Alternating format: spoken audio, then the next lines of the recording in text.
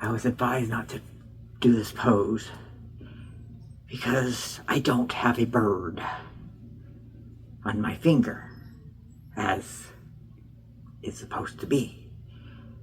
I could always do this, and then I have a bird. That is my finger. Anyway, let us get on to getting on so we can keep this as brief as possible so you can get to the important part and practice what is preached. Sleep, sleep, sleep, sleep. It has been for many a decades now recommended that one gets an 8-hour night's worth of sleep. 8 hours is deemed sufficient to recharge your battery, so to speak.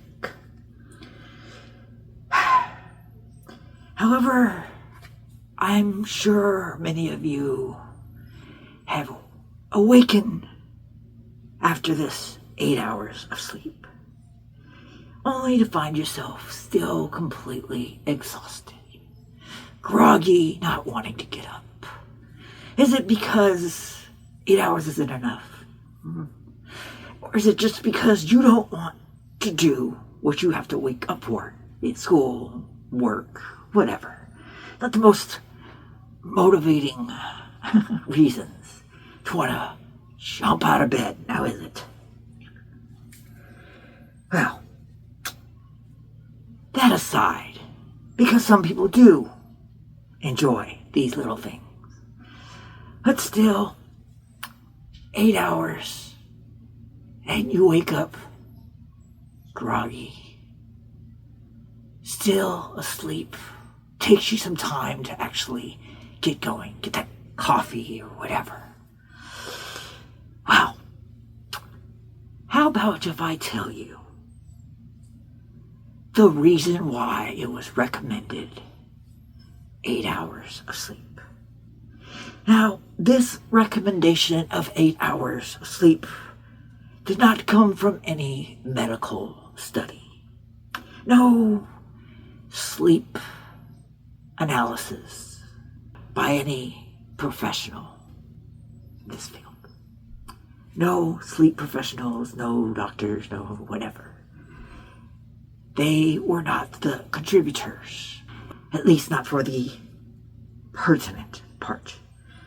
How did society come up with 8 hours? Well, it goes back to when the industrial-aged world was trying to balance how much work a person should have to do in a day, how much time they should get off, and how much sleep a person needs. All the powers that be decided, let's just break the day up 24 hours into 3 8-hour segments. You'll work for 8 hours. You will have 8 hours for whatever your personal will is, leisure, eating, etc., etc., taking the kids to the doctors. And of course, 8 hours of sleep.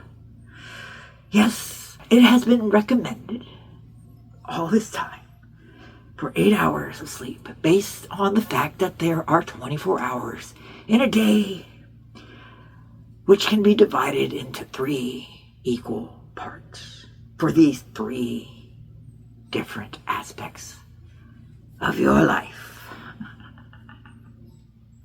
8 hours of sleep, not based on any medical research, sleep analysis, what have you. It was based on, let's just divide the day up into 2 parts, and 8 hours should be enough time for you to sleep. That should be the time you need to sleep. You should be using that 8 hours, that 1/3 of your day should be dedicated to your sleep. Now, here is a fact. This is a fact concluded through actual medical sleep analysis research. A person on average takes 90 minutes to go from basically awake, from the drowsy state, your drowsy state, when you're ready to go to sleep. It takes about 90 minutes for you to go from that first laying your head on the pillow and drifting off.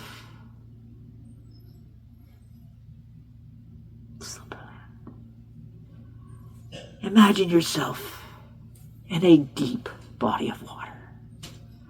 And the surface is when you fall asleep. The surface is noisy.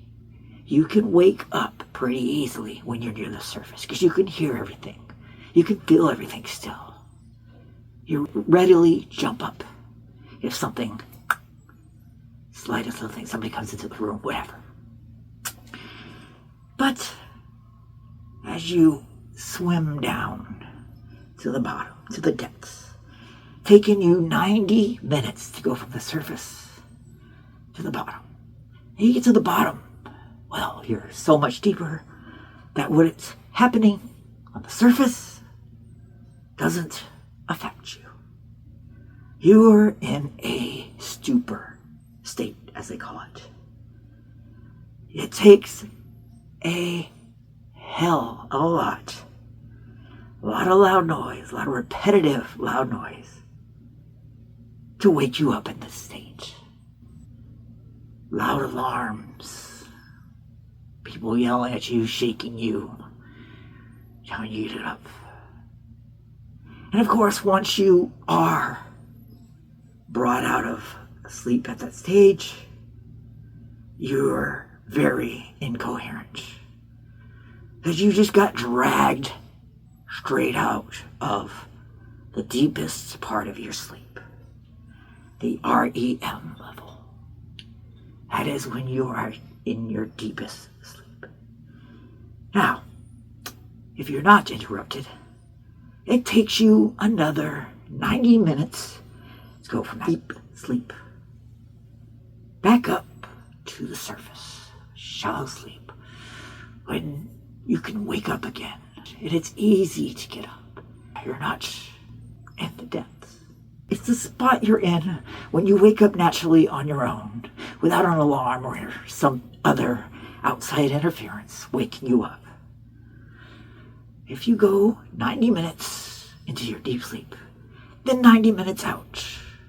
It's a 3-hour cycle. 3-hour cycle.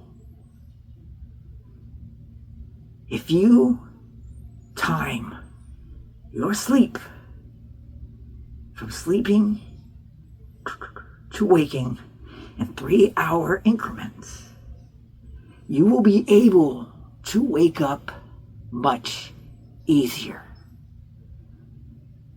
because you will be at the surface. You will be in that state where your body is ready, able to wake up without being disoriented so much. Yeah. 8 hours is most definitely not divisible by 3 evenly. At 8 hours, you are still in the deep end. You have 60 more minutes to get to the surface. You are 60 minutes into the depths of your sleep still. And then all of a sudden that alarm goes off, jolts you up out of the water. You're groggy, you're disoriented, you're not liking things. Your body is going, what the hell is wrong with you? We are not ready to get up yet. You're still underwater. That is why many people set their snooze. And they have to hit that snooze How many times? Some people hit it for an hour. After 8 hours, and then they have an hour to hit that snooze.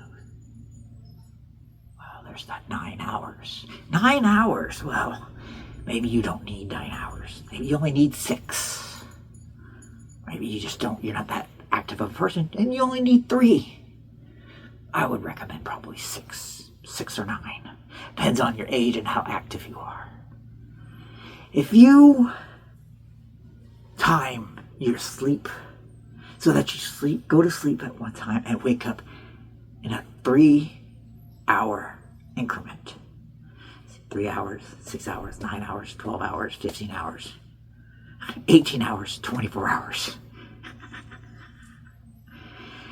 And yes, yours truly has experimented with this idea many times to evaluate its viability. And it has always come out with the intended results.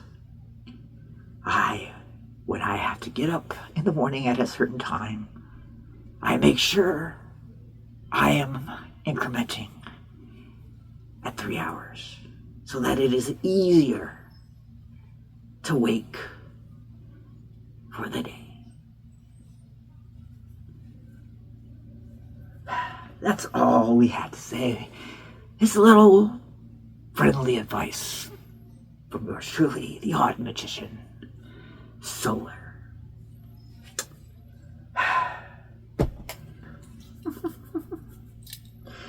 Time comes when it sees fit.